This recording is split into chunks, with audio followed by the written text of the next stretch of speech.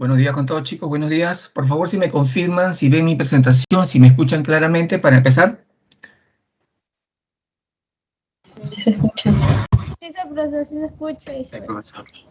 Ok, muchas gracias. Vamos a empezar entonces, chicos, ¿ya? Muchas gracias. Bien. A ver, chicos, semana 3. Tenemos que desarrollar ahora uno de los factores de la producción más. En este caso, pues, se trata de la empresa o las habilidades empresariales, como también habíamos mencionado, ¿no? También vamos a hablar un poquito, pues, acerca del flujo circular de la economía. Un tema, un modelo económico muy importante también para entender, pues, cómo fluyen los elementos de la economía dentro justamente del intercambio que generan los agentes económicos, ¿ya? Bien, a ver, empezamos entonces con la empresa o habilidades empresariales. Recuerda que es un factor complementario de la producción, ¿no? Proviene ya del latín imprendere, que significa pues comenzar, emprender algo. De ahí viene pues el significado de la palabra empresa, ¿no? Y para nosotros pues no es más que una unidad económica de organización de la producción y generadora de riqueza. Esta organización económica implica esfuerzo, implica riesgo, combina factores productivos para obtener ¿qué? Bienes y servicios. Tiene un objetivo. ¿Cuál es el objetivo de la empresa? ¿Ah? A ver, chicos, si hablamos propiamente de la empresa, ¿cuál crees tú que es el objetivo máximo de la empresa? A ver, participe, por favor, los leo. ¿Cuál es el objetivo de la empresa? ¿Para qué existe? ¿Para qué se crea? ¿Para qué se funda? ¿Para qué opera? A ver.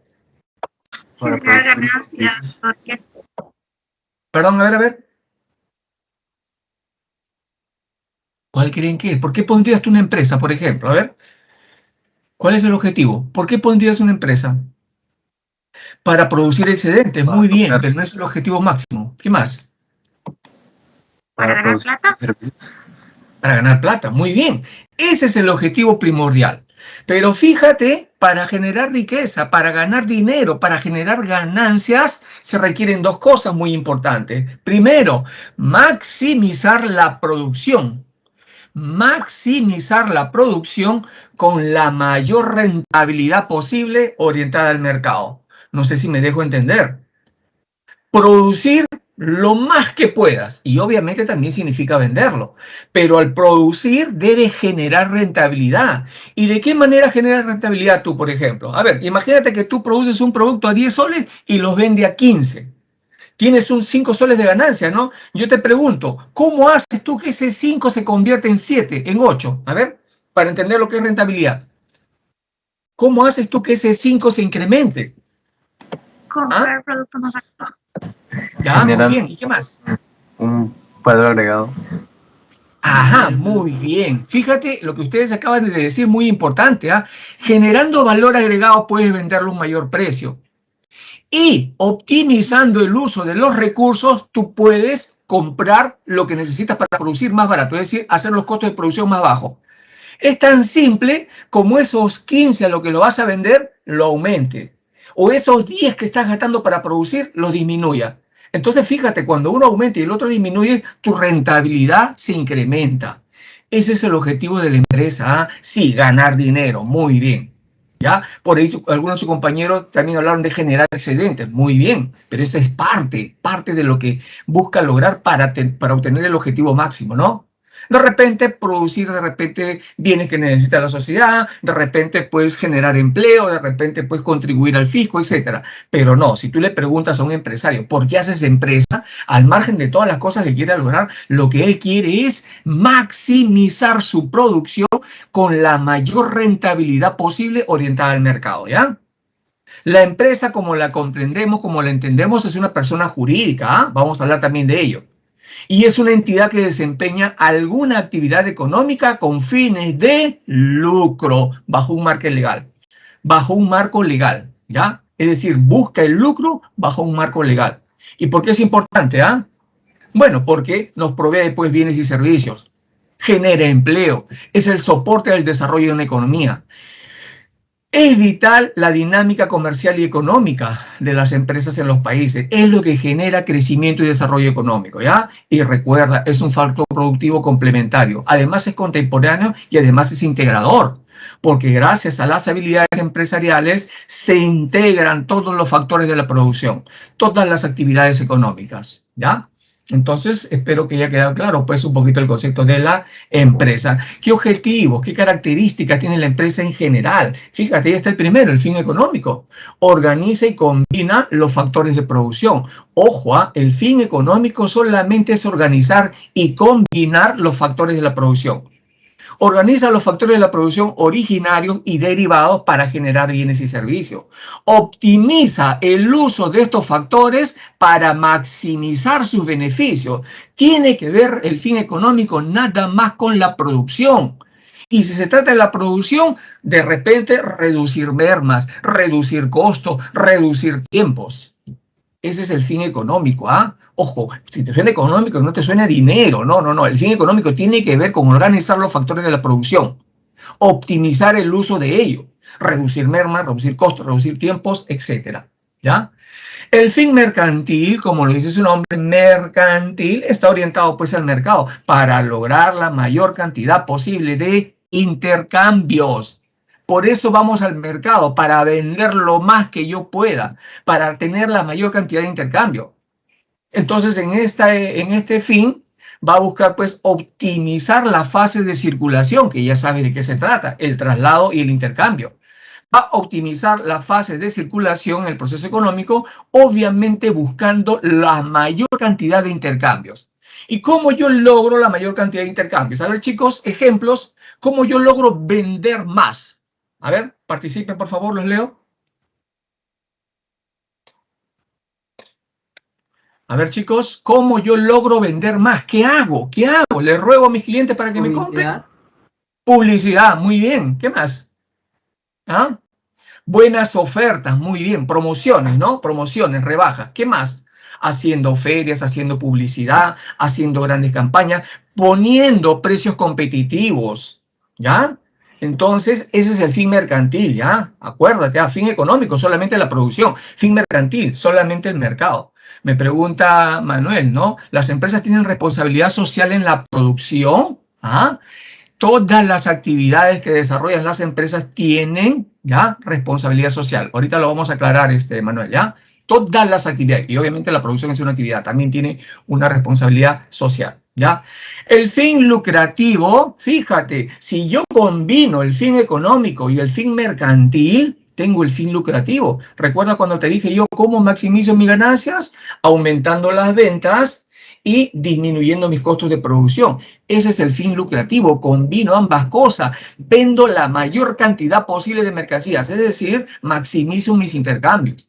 Y además, minimizo mis costos. Ese es el fin lucrativo, maximizar las ganancias. Y se relaciona, obviamente, con el fin económico, con el fin mercantil. Y es importante el lucro, ¿por qué? Porque es esencial para el mantenimiento y la supervivencia de la empresa, para generar riqueza, ¿ya? Para generar riqueza. Ese es el fin lucrativo, entonces, chicos, ¿ya? Tiene organización propia, ¿qué significa? Toman decisiones garantizando la rentabilidad de sus socios, pero va más allá. Faculta, obviamente, a esta organización para que ordene todas sus actividades de acuerdo a lo que él crea conveniente dentro de un marco legal con el objetivo de garantizar rentabilidad para la empresa y también para los inversionistas. Por ejemplo, ellos deciden cuál va a ser su estructura organizacional. Ellos deciden a quiénes comprar sus factores de producción. Ellos deciden a qué personas contratar. Ellos deciden en qué mercados incursionar, qué productos producir, etc. Pero ojo, el marco legal lo puede limitar. Por ejemplo, en el gobierno de Ollanta Humala surge la ley de la inclusión social y laboral también, ¿no? Por ejemplo, obligaba, entre comillas, a muchas empresas a contratar personas con discapacidad, a contratar personas con síndrome de Down. Pueden desarrollar trabajo, ¿no? Si tú vas a los supermercados, seguramente vas a encontrar 1 o 2 chicos con síndrome de Down.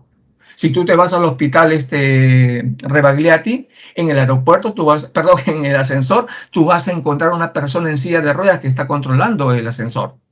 ¿Ya? Te puede limitar, pero hay cosas que obviamente no, pues. Imagínate que te obliguen a contratar, pues, el 50% de damas, de mujeres, en una empresa. ¿Sería justo o no sería justo? Desde el punto de vista social, La sería justo, está bien, todos merecemos tener un trabajo. Oye, pero si yo tengo una empresa de estiva y desestiva de bolsas de cemento, ¿me podrán obligar a contratar chicas, damas? Claro que no. No digo que las chicas no las puedan cargar, de repente sí pueden, pero la contextura física del varón es la que está más predispuesta a hacer ese tipo de trabajo, ¿ya? Pero recuérdate que hay limitaciones, ¿sí? Ahora, hablando de la responsabilidad social, yo iría más allá. Hay una responsabilidad económica y social. ¿Cuál es la económica, no? El asegurar la rentabilidad para los accionistas y el pago de los empleados. ¿Qué significa ello, Recuerda que quien pone su dinero, quien invierte, está arriesgando, puede perder. Sí, puede ganar mucho dinero, pero también lo puede perder todo. Por lo tanto, la empresa como organización tiene una responsabilidad económica, asegurar esa rentabilidad, ¿ya? ¿Y a dónde llega su responsabilidad social? Primero que nada, generar bienes y servicios adecuados. Adecuados, que no te engañen, pues, que no te engañen, ¿no?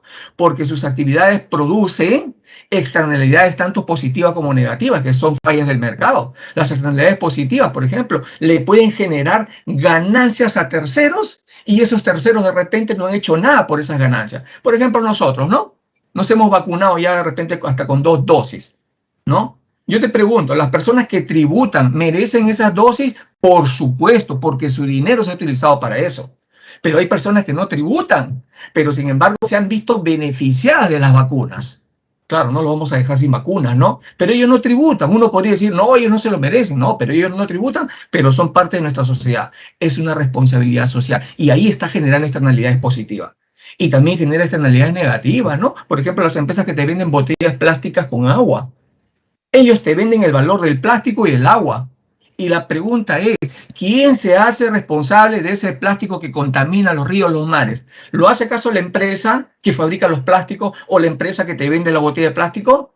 Nadie. ¿Quién asume esa externalidad negativa? La sociedad. La sociedad. ¿Ya? Sí, chicos, muy bien. Respecto al fin mercantil, la publicidad, el marketing, la diversidad de productos, ¿ya? Muy bien. Entonces, esa es la responsabilidad económica y social, ¿ya? Entonces, las actividades que desarrollan las empresas generan externalidades tanto positivas como negativas, ¿ya? Hay un costo, positivo o negativo. Y finalmente, ¿quién asume ese costo? Beneficiándome o no, la sociedad, ¿ya? La sociedad. A ver, hablemos ahora pues de las clasificaciones de la empresa, ¿no? Primero, según el régimen de propiedad de las empresas públicas, organizaciones, fíjate, no le decimos empresas, organizaciones que trabajan con el dinero del Estado. Sus fines son básicamente el bienestar general, el bienestar social, antes que el lucro o el beneficio empresarial. Pero la pregunta es, ¿las empresas públicas podrán generar lucro o beneficio empresarial? ¿Qué creen? Profesor, si me cobran para sacar un DNI, entonces están generando lucro. No, te están cobrando un precio social, ¿ya? Pero sin embargo, ya la Constitución del 93 y también algunas actividades de la Constitución pues del 79, ¿ya? Permiten al Estado generar lucro. Por eso hay una clasificación pues de las empresas públicas, ¿no? Estas empresas pueden estar constituidas bajo el derecho público o bajo el derecho privado. Cuando tú veas que es derecho público, bienestar social, no generan lucro. Profesor, pero me cobran. Sí, pero te cobran un precio social. Es decir, también necesitan dinero para seguir operando, pues. El agua, por ejemplo. El agua, ¿no? ¿Ya? Pero cuando esta organización del Estado es de derecho privado, ahí sí genera lucro. Por ejemplo, Perú Petro, ¿no? Perú Petro. Y así hay varias organizaciones del Estado que generan lucro, ¿ya? Esas son las empresas públicas, entonces. Recuerda, constituidas bajo el derecho público, cuando están en el derecho público es que están constituidas por una ley específica. Por ejemplo, Sedapal se creó con una ley específica. Y cuando te dicen de derecho privado, es porque ha sido creado bajo el marco de la Ley General de Sociedades, ¿ya? La misma ley que se utiliza para crear una empresa privada, ¿ya? Según el régimen de propiedad, pueden ser privadas también, ¿no? Organizaciones, en este caso sí le podemos llamar empresas, que trabajan con capitales privados, individuales o formando sociedades, ¿no? Y aquí su fin, ¿cuál es? Obtener lucro, ganancia, ganar dinero, ¿no? Y va a depender obviamente de las condiciones del mercado donde se desenvuelven y también dentro de un marco jurídico, ¿ya? También están las cooperativas. Las cooperativas, ¿ya? Son una forma especial de empresa que surgen en los años 60, 70, ¿no? Recuerda que ocurre en esa época, ¿no? La reforma agraria, la entrega de las tierras a los campesinos que no estaban preparados para gestionar una organización. Entonces el Estado entra pues a ayudarles en ese sentido y forma también las cooperativas, ¿no? Antes había, ya no existe ya en la universidad, una carrera de cooperativismo muy orientada a ello, ¿ya? El cooperativismo pues representa un modelo empresarial en que los objetivos económicos y empresariales se integran con los de carácter social. Imagínate una comunidad azucarera, ¿no? Donde muchos de sus pobladores siembran y cosechan azúcar, ¿no? Caña de azúcar. Entonces, ellos se organizan bajo este sistema, las cooperativas, y no solamente persiguen ganar dinero, sino que también van a perseguir, ¿ya? Objetivos de carácter social. Ellos de repente juntan su riqueza, juntan el dinero de manera cooperativa y construyen un colegio, construyen carretera, construyen un hospital, para el beneficio de ellos, para el beneficio de ellos. Siguen operando, siguen ganando dinero y ese dinero lo siguen metiendo en obras sociales, ¿no? Por eso que de esta forma, pues, consiguen un crecimiento basado en el empleo, en el desarrollo de actividades empresariales, pero también buscan la igualdad social, que todos puedan, pues, gozar de derechos, ¿ya? Ya existen muy pocas empresas de este tipo, por si acaso, ¿ah? Pero las hay todavía, las hay, ¿ya? A ver, un ejemplo de propiedad cooperativa, ya, hay a ver, ¿cómo se le llama esto? Cooperativas de ahorro y crédito, ¿ya? Ahí está formado por socios. Esos socios, por ejemplo, ponen su dinero, ponen sus aportes. ¿Cualquier persona puede pedir un préstamo ahí? Sí, pero te van a evaluar. Entonces, ¿qué hacen los socios en ese momento? Juntan su dinero y le prestan para obtener una rentabilidad. Ese dinero no solamente lo usan para generar ganancias para ellos, sino también para generar, pues, ciertas ayudas sociales. Fíjate nada más en la misión y la visión de este tipo de empresas, las cooperativas de ahorro y crédito, cómo funcionan, ¿ya? Fíjate que tienen un carácter social, ¿ya? Pomalca también es una cooperativa en el norte, ¿ya? Y así todavía existen algunas cooperativas productivas, muy poquitas, pero la mayoría son financieras, ¿ya? La mayoría son financieras. A ver, según el tamaño de la empresa, esta clasificación nos las aporta pues la SUNAT, la Superintendencia Nacional de Aduanas y Administración Tributaria, ¿no? Aquí van a clasificar a las empresas de acuerdo a su nivel de ventas anuales y para calcular sus ventas anuales y saber cuánto deben pagar de tributos, se hace una comparación en base a la unidad impositiva tributaria, que es un referente nada más. Antes, por ejemplo, cuando un conductor se pasaba la luz roja, le ponían una multa. Esa multa era, ya señor, 500 soles, listo. Pasaba otro, ¿no? Se pasaba la luz roja, el policía lo detenía y se daba cuenta que era su amigo. Pucha, pero ya me grabó la cámara y todo. Te voy a poner 100 solcitos nada más, algo leve, ¿no? Y habían cometido la misma infracción, ¿no? Surge entonces, pues, un referente tributario para poder cobrar tributo, para poder cobrar boras, para poder cobrar de repente, pues, intereses, etcétera, ¿no? ¿Ya? Y con ello, pues, la unidad impositiva tributaria surge como un valor referencial desde el año 1992, y se ha ido incrementando año tras año cierta cantidad. Normalmente se incrementa en 200 soles anuales, ¿ya? Este año la UIT es de 4.600 soles. Ahora, cuando un taxista se pasa a la luz roja, le dicen, te voy a cobrar el 1% de una UIT. Este año entonces va a pagar, ¿cuánto es el 1% de 4.600? ¿Ah? ¿Cuánto es? O el 10% pone, ¿no? 460, ¿no? 460 soles le va a cobrar. El próximo año, que seguramente va a valer 4.800, si vuelve a infringir una norma, le va a cobrar el 10%, es decir, 480 soles, ¿ya? Sí, cada año se incrementa, ¿ah? ¿Y tiene algún límite? No, porque se supone que tenemos crecimiento económico todos los años, es decir, se gana más dinero, se supone. Pero ojo, el Ministerio de Economía y Finanzas es quien lo maneja junto con la SUNAT. Pueden de repente decir que el próximo año se incrementa solamente en 50 soles o en 100 soles, ¿ya? ¿ya? Se iba incrementando por cierto tiempo, 100 soles, 100 soles, 100 soles, y luego se incrementaba pues en 200, en 200, ¿ya? Al final lo deciden ellos. Me imagino que hay muchas variables que permiten definir en cuánto se va a incrementar la UIT. A ver, según entonces el tamaño de la empresa que tiene que ver con el nivel de ventas anuales, ¿no? Se consideran microempresas aquellas empresas que no superan las 150 UIT, no superan las 150 UIT. Es decir, sus ventas anuales no superan los 150 por 4.600 soles para este año, ¿ya? En cambio, las pequeñas empresas, ¿no? Son aquellas consideradas porque sus ventas anuales superan las 150 UIT, pero no superan las 1.700. Las medianas superan las 1.700 UIT, pero no superan las 2.300 UIT.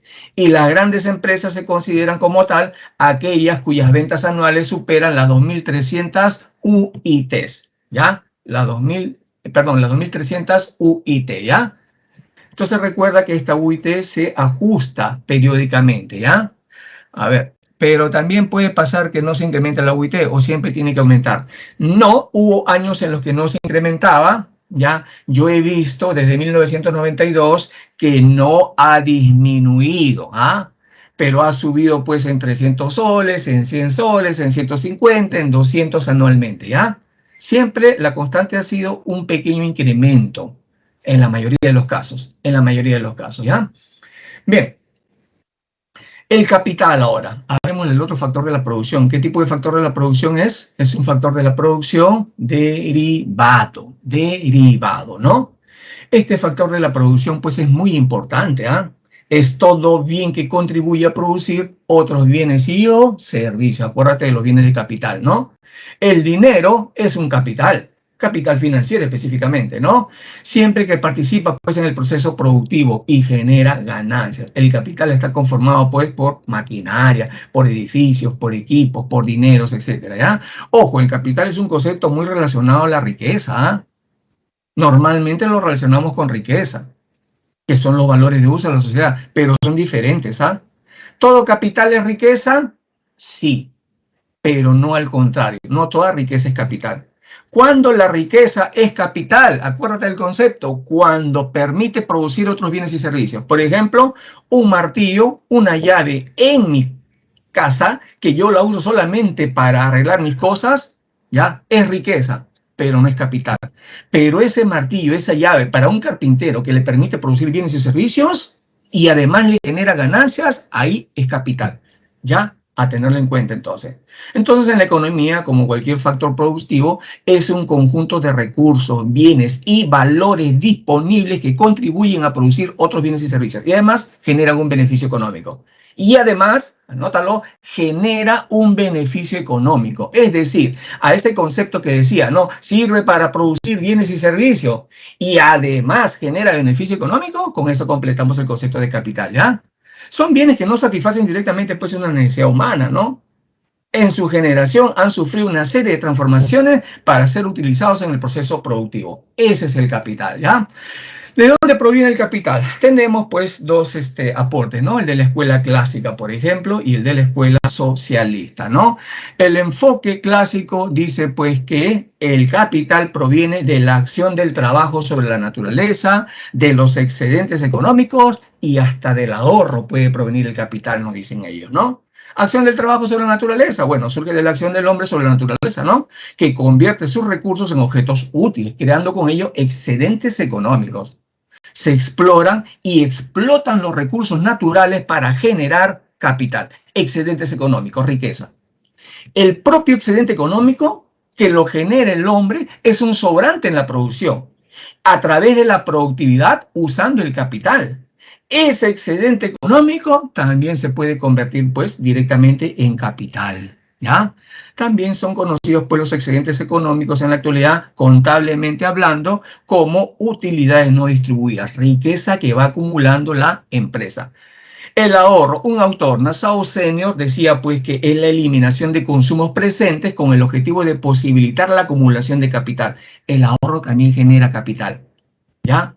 Y además el ahorro es el origen de la inversión. ¿Qué nos dice la escuela marxista, el enfoque socialista, no? ¿Cómo se origina el capital? A través de la acumulación originaria, a través de la acumulación de plusvalía. Recuerda que es la plusvalía, ¿no? Los obreros generan un valor cuando producen, ¿no? Una riqueza que es mayor a lo que percibe como salario. Es la diferencia llamada, pues, plusvalía, la que se apropia el capitalista para acumular capital. Y existe en la actualidad, de repente tu trabajo le genera una ganancia, una riqueza a la empresa, solamente tu trabajo, como de 5.000 mensuales, pero a ti te paga 3.000 nada más. Ellos se están quedando con 2.000. Esa es la plusvalía. Esa plusvalía es la que acumulan dinero o riqueza que no te pagan y que se convierte para ellos en capital. Eso nos decía Carlos Marx. Y la acumulación originaria, recuerda pues a lo largo de la historia, ¿no? El ser humano cómo iba acumulando riquezas, ¿ah? No es pues que mi trabajo es honesto y en todas casos, ¿no? Decía Carlos Marx. No, sí, también hay trabajo honesto, pero principalmente por la expropiación a través de las guerras, las invasiones, los saqueos. Si no, estudia nada más de dónde provienen las riquezas de Inglaterra, de Bélgica, de España, de Portugal, de Inglaterra, por ejemplo, ¿no? ¿Ya? A través de la acumulación de metales preciosos también.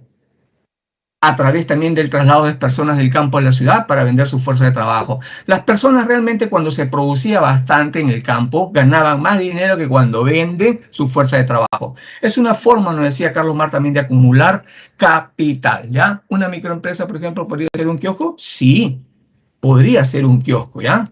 No supera pues las 150 UIT, ¿no? ¿Ya? El oro que se llevaron pues los europeos, ¿no? Muy bien, entonces ese es el origen del capital, ¿ya? A ver, ¿cómo se clasifica el capital?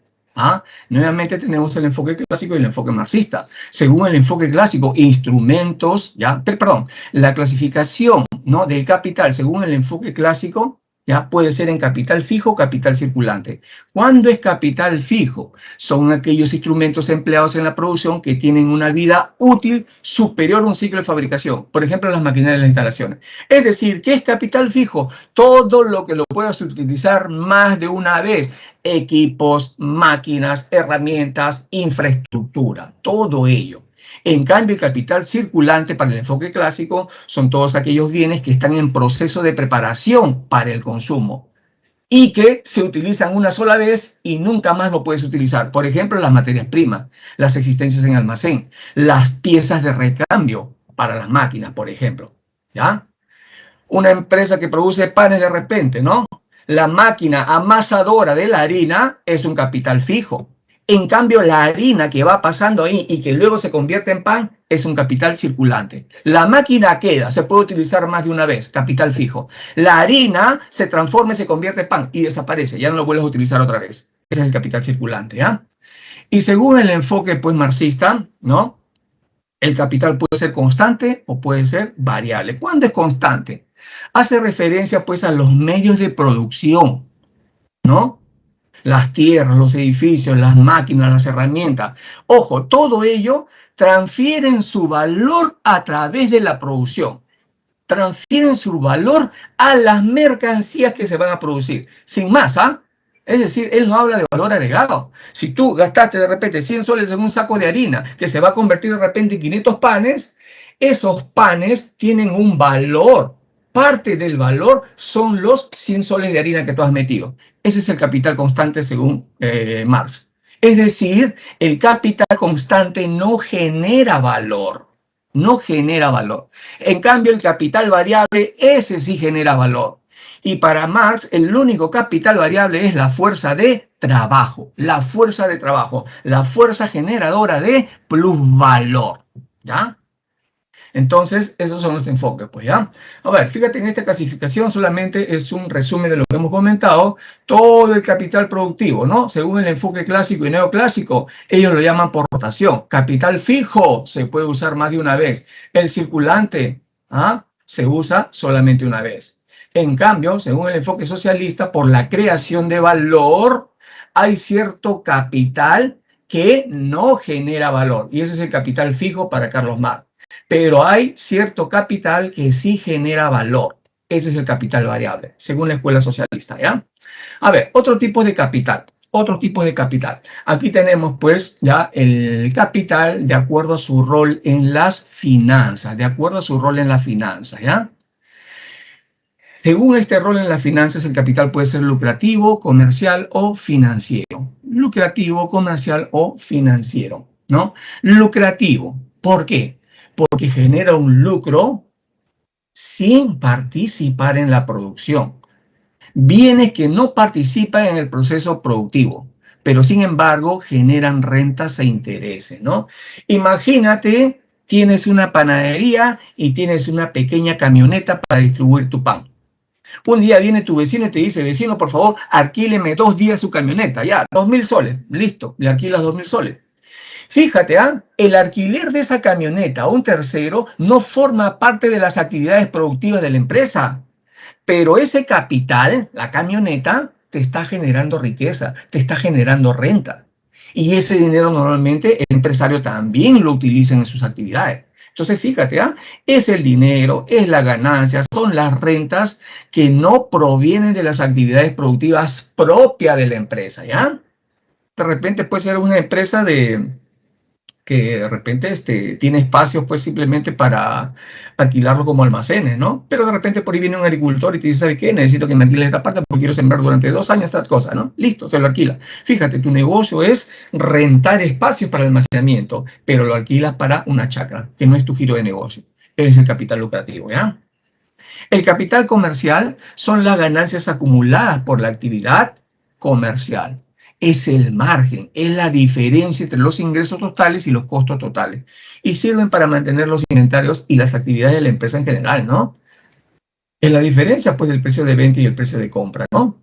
El capital comercial se refiere, pues, a la cantidad de dinero que se asigna para comprar y vender diferentes valores, ¿no? Entonces, aquí propiamente está el dinero que te deja la actividad a la cual te dedicas, el giro de tu negocio. Esas ganancias que te genera sirven para que sigas comprando factores de producción, sirven para darle mantenimiento a todas las actividades de la empresa, ¿ya? Todo ello sirve para la empresa. Ese es el capital comercial, ¿ya? Fíjate la diferencia entre el lucrativo y el comercial, ¿no? El lucrativo no proviene de las actividades propias de la empresa y el comercial proviene de las actividades de la empresa. En el caso de la panadería, ¿no? Por vender panes gana dinero. Ese dinero es el capital comercial, ¿ya? Porque proviene de las actividades de la empresa. Y el capital financiero es el dinero que pertenece a los bancos, o mejor dicho, pertenece al sistema financiero, ¿ya? Porque normalmente, si yo digo de los bancos, es como si fuera pues de los dueños del banco. No, no es así. Los bancos tienen dinero que nosotros, la familia, les dejamos en ahorro. Ellos utilizan ese dinero y nos pagan pues intereses, aunque bajos, pero nos pagan. Entonces, ese dinero pertenece al sistema financiero. Y a la empresa le sirve para financiar un nuevo proceso productivo, ¿no? Como dice ahí, utilizado por los bancos, ¿no? Y se utiliza para financiar la actividad empresarial. Participa en el proceso productivo. Ese es el capital financiero. Entonces, una empresa, si mañana necesita dinero para seguir produciendo o para incrementar su producción, van al sistema financiero y se prestan dinero. Ese dinero es el capital financiero, ¿ya? Capital financiero. A ver, el papel del capital en la producción, muy importante. Gracias al capital, la economía crece. Gracias al capital se desarrollan actividades económicas. Gracias al capital se puede generar más riqueza, ¿ya? A ver, ¿cuál es el papel del capital en la producción? ¿O qué funciones tiene, no? Mejora el rendimiento de los recursos naturales, ¿ya? Y voy a poner acá un ejemplo de la agricultura, por ejemplo, ¿no? El de la agricultura. Antes de repente un agricultor utilizaba pues 2 bueyes y de repente un pequeño sistema de arado, ¿no? Y todos los días tenía que ir a trabajar desde las 5 de la mañana hasta las 3 de la tarde de repente para arar su tierra. Pero el capital llega en forma de un tractor y ya no utiliza los bueyes. Ya no tiene que trabajar desde las 5 de la mañana hasta las 3 de la tarde. Ahora seguramente desde las 7 de la mañana hasta las 10 de la mañana nada más. Es más, ¿no? Ya no necesita pues a los bueyes, ¿no? Ya no necesita los bueyes. Mejora el rendimiento de los recursos naturales, ¿ya? Me permite producir más. ¿Incrementa las ganancias empresariales? Por supuesto, Por supuesto. Gracias al capital yo puedo desarrollar actividades económicas. Esas actividades económicas o actividades empresariales son las que me generan ganancias, pues. Y ojo, normalmente las empresas trabajan con dinero ajeno, Se prestan del sistema financiero. Claro, hay que pagarla, incluso los intereses, Pero gracias a los préstamos financieros, las empresas también pueden aprovechar ciertos recursos tributarios y pagar menos tributos. para estimular a la economía, dicen, ¿no? Pero sí funciona, pues, ¿ya? ¿Aumenta la productividad del trabajo? Ah, claro que sí, el mismo ejemplo del agricultor, ¿no? Antes tenía que trabajar, pues, prácticamente 10 horas, ¿no? Ahora solamente va a trabajar 5 horas, nada más, ¿no? Aumenta la productividad del trabajo, ya ahora son menos horas de trabajo hombre, si lo quieren calcular así, ¿no? Reduce el esfuerzo humano, el mismo ejemplo del agricultor, ¿no? Antes el mismo agricultor tenía pues que arrear a sus bueyes, movilizarlos, alimentarlos, cuidarlos, etcétera. Ahora no, un tractor no, te va a durar más. ¿Tiene que darle mantenimiento? Sí, pues, pero reduce el esfuerzo humano, ¿ya? ¿Reduce los costos de producción? Así es. Chicos, cuando uno puede producir más y producimos más gracias a que tenemos más dinero para hacerlo, entonces a medida que vas produciendo más, los costos unitarios van disminuyendo. Y eso ya significa reducción de los costos de producción. Por eso es que las empresas, sobre todo en China, ¿no?, ganan mucho dinero produciendo en grandes cantidades. Pueden abarcar y competir en mercados más amplios gracias a que producen en grandes cantidades, lo cual lo lleva a venderlos a menos precio, ¿ya? Entonces reduce los costos de producción. Muy importante, ¿ya? A ver, hablemos de la circulación ahora. La circulación es otra cosa pues que una fase del proceso económico, ¿no? Recuerda, de traslado e intercambio de mercancía. Estas mercancías, para decirlo en términos generales, son bienes, servicios, factores de producción, ¿no?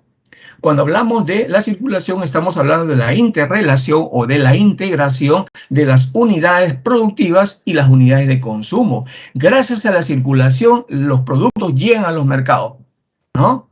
Entonces, lo que se ha producido se pone a disposición para venta. Gracias a la circulación, las familias pueden adquirir esas unidades que van a consumir, ¿no? Y obviamente el intercambio se va a realizar a través de un mercado, ¿ya? Ojo, cuando hablamos de intercambio, estamos hablando de la entrega de una mercancía por otra. Fíjate, en términos generales, ¿ah? Toma tu celular, dame el dinero. Ahí está, pues, una mercancía por otra. Ambos son bienes, tanto el dinero como el celular. El intercambio puede ser directo o también llamado antiguamente como el trueque. Y es la forma más elemental pues, de intercambio, ¿no? Consiste en la entrega de un bien a cambio de otro bien, pero sin utilizar dinero. Oye, yo necesito papas. Muy bien. ¿Qué tienes tú? Yo tengo gallina. Ah, entonces tú que tienes gallina, anda, busca a alguien que tenga papas y que lo quiera intercambiar por gallina. Ese es el trueque. Un poquito complicado, ¿no? Porque teníamos que buscar a quien quisiera gallina y que además tuviera papas. El intercambio también puede ser indirecto o también llamado mercantil y es el que se usa a cambio de dinero. Es la forma desarrollada pues el intercambio, ¿no? Entregar una mercancía a cambio de otra, pero utilizando como elemento intermediario alguna forma de dinero, ¿ya? Fíjate, esto ya lo habíamos comentado en clase anterior, ¿no? Aquí se muestra de manera resumida el flujo circular, ¿no? Aquí están las empresas que ofertan bienes y servicios. ¿En dónde? En un mercado de bienes y servicios. Mercado de bienes y servicios donde acuden las familias a demandar bienes y servicios. Pero hay otro mercado, el mercado de los factores de producción, donde las familias ofertan factores de producción, trabajo, capital, naturaleza, etc. A ese mercado de factores de producción acuden las empresas para adquirir, para demandar factores de producción, ¿ya? Ese es el flujo circular de manera resumida que lo vamos a ver ahora. Hablemos de los agentes que actúan, pues, en una economía y específicamente, pues, en el flujo circular, ¿no? Primero están los hogares, o también llamadas familias o economía doméstica, ¿no? Son las unidades económicas que demandan bienes y servicios. ¿Y quiénes son consideradas familias? ¿Ah? Por ejemplo, las personas solas, solteras, ¿no? O parejas sin hijos. Las familias nucleares, mamá, papá, con hijos, ¿no? Las familias monoparentales, papá soltero, hijo, mamá soltera, hijos, ¿no? Las familias extensas, papá, mamá, hijo y de repente el abuelo, la abuela, un tío, un primo también viviendo ahí, ¿no? También son consideradas familias hogares las agrupaciones sociales, culturales, deportivas, organizaciones que no persiguen el lucro. Yo te pregunto, ¿el Club Universitario de Deporte será considerado una familia, un hogar, una economía doméstica? A ver, chicos, les leo, participen. El Club Universitario de Deporte, ¿podrá ser considerado una familia, un hogar o una economía doméstica? ¿Qué opinan, chicos? Sí. Fíjate ahí, organizaciones sin fines de lucro. Universitario de Deporte, ¿busca el lucro o no? Es una empresa, sí busca el lucro. Universitario de Deporte no puede ser considerada una familia, es considerada una empresa. En cambio, ¿no? El club de Vivar, no sé, de repente los meninos ronroneros de repente, ¿no? Que con la justa hacen pues de repente polladas, tómbola, para conseguir dinero, comprarse sus polos y participar en un campeonato nada más. Y no busca hacer dinero. ¿Esa podrá ser considerada una familia, una economía doméstica? Sí, ellos sí, ¿ya? Entonces se considera, ¿ya?, familia a toda aquella agrupación social, cultural, deportiva, ¿ya?, sin fines de lucro. Los comedores populares, ¿no?, como menciona ahí Nicole, ¿ya?, ¿serán consideradas, pues, familias o economías domésticas? Los comedores populares. Antes, sí, antes sí. Porque las instituciones del Estado asumían todas esas actividades, ¿ya?, y vendían ya esa comida y no ganaban dinero. Simplemente, si cobraban algo muy poco significativo, era para seguir manteniendo eso. Pero ahora no. Anda, fíjate, los comedores populares se lo han asignado a algunas personas. No te cobran caro, te cobran 3 soles seguramente un plato de comida, pero sí ganan cierta cantidad de dinero, no solamente para mantener el negocio, sino también para sustentar a esa persona que está haciendo el trabajo, ¿ya? Hay que tener en cuenta ahí nada más ello, ¿ya? Nada más, ¿sí? A ver, ahora hablemos de las empresas. Las empresas también son otros de los agentes de la economía. Recuerda que son unidades productivas y desarrollan actividades económicas y persiguen el lucro, ¿ya? Constituidas bajo la Ley General de Sociedades. Las empresas se constituyen bajo una ley especial que se llama la Ley General de Sociedades. Cualquier empresa, ¿ya? Ellos extraen, explotan los recursos naturales, los transforman, desarrollan comercio, prestan servicios, etcétera, ¿ya? Ese es el agente económico llamado empresa. El Estado o el gobierno, específicamente el Estado, el Estado, por favor, ahí corrija, es el Estado. Porque los gobiernos son, pues, las personas de turno, los partidos de turno que se van sucediendo cada 5 años, ¿no? El Estado es el que permanece. Y ese es el agente económico. El agente económico cuya intervención en la actividad económica es compleja. El Estado acude a los mercados de factores y acude al mercado de bienes y servicios. Es decir, fíjate, actúa como ofertante o como demandante. Y al igual que la familia, también es propietario de factores de producción. Y al igual que las empresas, también es una unidad productiva. Sin embargo, su papel en la economía está limitado por el sistema político y económico vigente. Por otra parte, la función del Estado principalmente es la función redistributiva. Ojo, las empresas ganan dinero y distribuyen la riqueza. Una de las cosas que distribuyen son los tributos al Estado. De ahí recibe el Estado dinero también. El Estado, cuando ya tiene el dinero, no distribuye riqueza, redistribuye riqueza, ¿ya? El Estado entonces redistribuye riqueza, porque recibe antes y luego ya se lo da a la sociedad, en forma de subsidio, en forma de obras públicas, etcétera, ¿no? Entonces, al redistribuir riqueza, primero cobrando impuestos y luego realizando transferencias hacia la sociedad. El cuarto y último agente de la economía, el sector externo, o también llamado el resto del mundo. Ojo, son obviamente todo lo que está fuera de nuestro territorio nacional. Y está conformado por todos los países con los cuales el Perú tiene relaciones comerciales y financieras. Tiene relaciones comerciales y financieras. ¿Ya? De repente hay un país por ahí desconocido. Si no tiene relaciones comerciales con el Perú, no forma parte de nuestro sector externo. Pero ojo, también las instituciones financieras internacionales forman parte de nuestro sector externo. Por ejemplo, el Banco Mundial, por ejemplo, el Fondo Monetario Internacional. ¿Ya? A tenerlo en cuenta, chicos, por favor, a tenerlo en cuenta. A ver, el modelo del flujo circular de la economía. Aquí está. Vamos a describir primeramente los elementos, ¿no? Es un modelo que muestra, pues, el proceso de traslado de la circulación de bienes, servicios, factores de producción que se dan entre los agentes de la economía. Recuerda, son 4 los agentes de la economía, ¿ya? Y se ejecuta mediante el mecanismo del mercado. Para estudiar el modelo del flujo circular de la economía, solamente nos vamos a basar en 2 de los agentes, lo más importante, las familias y las empresas, ¿ya? Entonces surgen los polos económicos. Esos polos económicos son justamente las unidades de consumo y las unidades de producción. Fíjate que acá no estoy diciendo explícitamente que las unidades de consumo son la familia, porque el consumo lo pueden realizar tanto las familias como las empresas. Las unidades de consumo demandan bienes y servicios y ofertan factores de producción. Ese es el caso de la familia. Nosotros como familia demandamos bienes y servicios y vendemos factores de producción, pero también nos comportamos como unidades de producción. ¿Ah? ¿Por qué? ¿Ah? Porque ofertamos factores de producción, ¿no? Y bueno, hablando del otro polo económico, las unidades de producción propiamente, las empresas, pues, ¿no? Demandan factores de producción, ofertan bienes y servicios. ¿Ah? Los comedores populares sí generan, pero un lucro mínimo, una ganancia mínima para la persona que administra ese comedor popular, ¿ya? Pero hay de todos los tipos, ¿ah? Comedores populares que sí no cobran prácticamente nada, simplemente recuperan lo que han gastado con ayuda de las municipalidades, y hay algunos que sí lo administran algunas personas y ganan poco dinero, ¿ya? Entonces, chicos, los polos económicos son las unidades de consumo y las unidades de producción, ¿ya?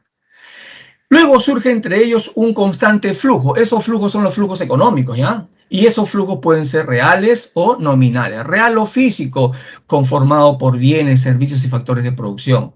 Y nominales o monetarios, conformado por rentas, intereses, salarios, ¿ya? Formas de dinero, pero que sirven para la producción, ¿ya? Y para el pago, obviamente, de los factores de producción.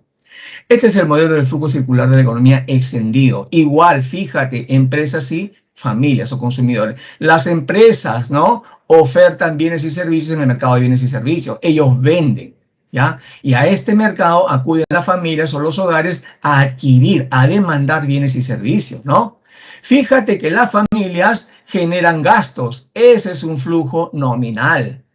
Ese gasto, ese flujo nominal, llega en la forma de ingresos a las empresas, ¿ya? Y obviamente el flujo real, que son los bienes y servicios que venden las empresas a través del mercado, llega a las familias. Fíjate ahora en el otro mercado, en el mercado de los factores de producción. Las familias ofertan factores de producción, naturaleza, trabajo, capital. Esos son flujos reales. Son flujos reales. Esos flujos reales los adquieren las empresas como factores de producción, pero las empresas también tienen que pagar por eso. ¿Pagan qué? Salarios, alquileres, beneficios, y tienen la forma de un flujo nominal. Flujo nominal, obviamente, en el mercado de factores de producción. Un flujo nominal o dinero que retorna a las familias, ¿ya? Este es el famoso, pues, modelo del flujo circular de la economía extendido, ¿ya? Hay un flujo mayor, claro, donde se consideran los 4 agentes de la economía. Aquí solamente 2, ¿ya? 2 nada más. A ver, finalmente, chicos, hablemos del presupuesto familiar, ¿no? Cuando hablamos de presupuesto, estamos hablando de un procedimiento, una herramienta, ¿ya?, que se plasma normalmente en un documento y mediante el cual se hace una planificación y un control de la economía de un hogar. Es decir, administra los ingresos y los gastos de las familias.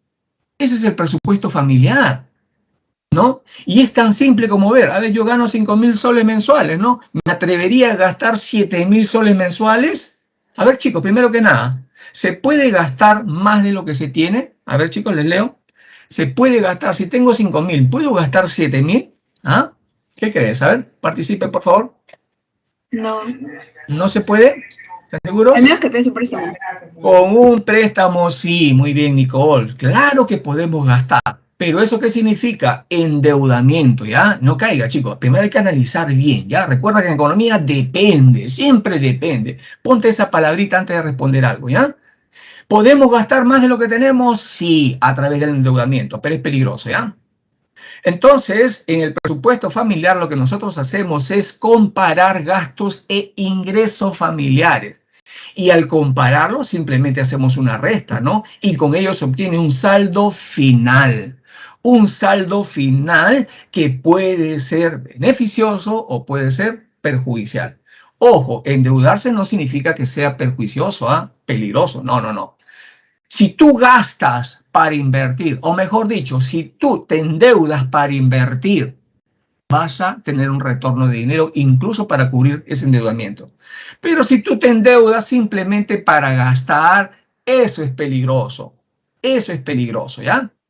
Entonces, cuando yo comparo los gastos y los ingresos a través de una diferencia, hay un saldo final. Ese saldo final puede ser beneficioso y se expresa como un superávit. Ese saldo final puede ser peligroso y se expresa a través de un déficit. Me falta dinero. Superávit, me sobra dinero. Entonces, si los ingresos son mayores que los gastos, superávit. Y por tanto, si hay superávit, puedo generar dos cosas importantes: ahorro y también inversión. ¿Ya? Pero si los ingresos son inferiores a los gastos, entonces hay déficit y voy a tener que acudir al endeudamiento, ¿ya? Al endeudamiento, ¿sí? Fíjate los tipos de ingresos que tiene la familia: salarios, pensiones alimenticias, intereses en las cuentas bancarias, alquileres, trabajos extras, otros ingresos, ¿sí?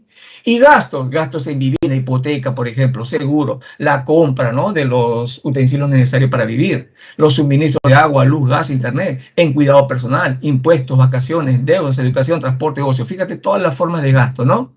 Como habrás observado, la mayor cantidad de rubros está en los gastos, ¿no? Por eso es importante, cuando tenemos pocos ingresos, tratar de maximizar esos ingresos, ¿ya?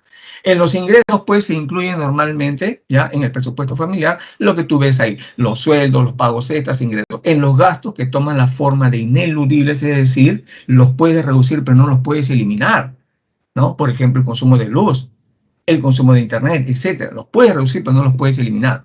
Y también hay gastos prescindibles. Se pueden reducir y eliminar, ¿ya? Vamos a verlo, ¿sí?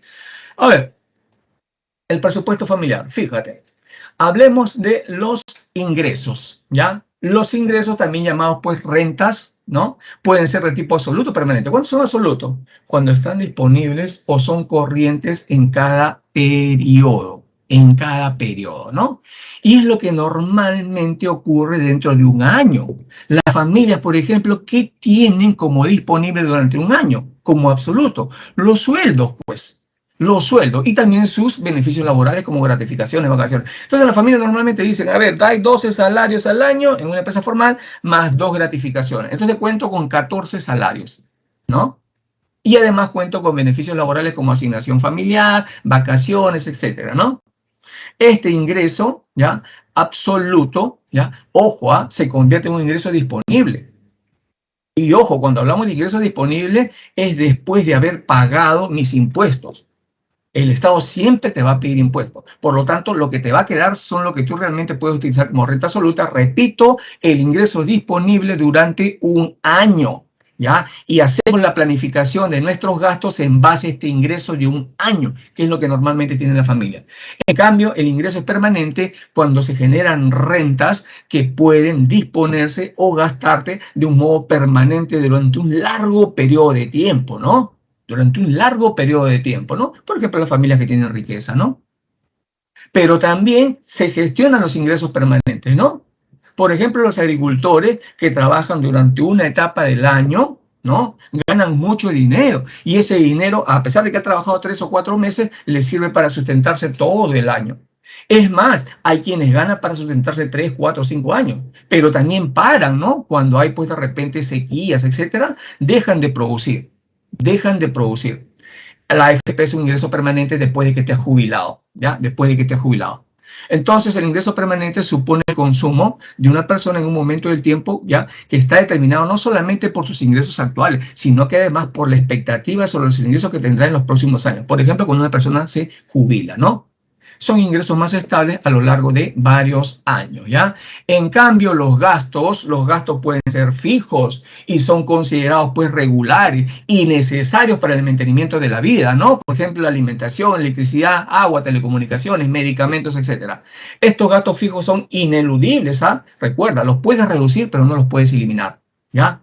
Están también los gastos mensuales. Son gastos regulares que la familia asumen como obligación para mejorar la situación de sus miembros, incrementar su patrimonio o para fines previsionales, por ejemplo. Y una vez asumidos, estos gastos no se pueden, son muy difíciles de reducir, pero después de un periodo de tiempo sí pueden desaparecer, ¿no? Por ejemplo, las hipotecas, los préstamos para un automóvil, la pensión del colegio, etc. Y finalmente están los gastos discrecionales, que son gastos prescindibles, los puedes desaparecer, los puedes reducir con facilidad. Son suntuosos normalmente, Son gastos banales y están relacionados al ocio, la diversión. A mí, de repente, actividad social. Ejemplo, vacaciones, pago del club, fiestas sociales, ¿no? Un gasto discrecional, por ejemplo, ¿no? Antes, en mi época, por ejemplo, era muy común, muy tradicional que la familia celebre los 15 años de la nena de la casa o los 18 años del varoncito de la casa y tiraban la casa por la ventana, como por decir, ¿no? Pregunto, ¿esos gastos son necesarios o no? Yo le hubiera dicho a mi papá, ¿no? Papá, en vez de gastar esa cantidad de dinero en mis 18 años, ¿no? Mejor guárdalo para irme a estudiar en la universidad, ¿no? Mejor guárdalo para sustentar de repente mi estadía en Lima, si quiero salir de provincia, ¿no?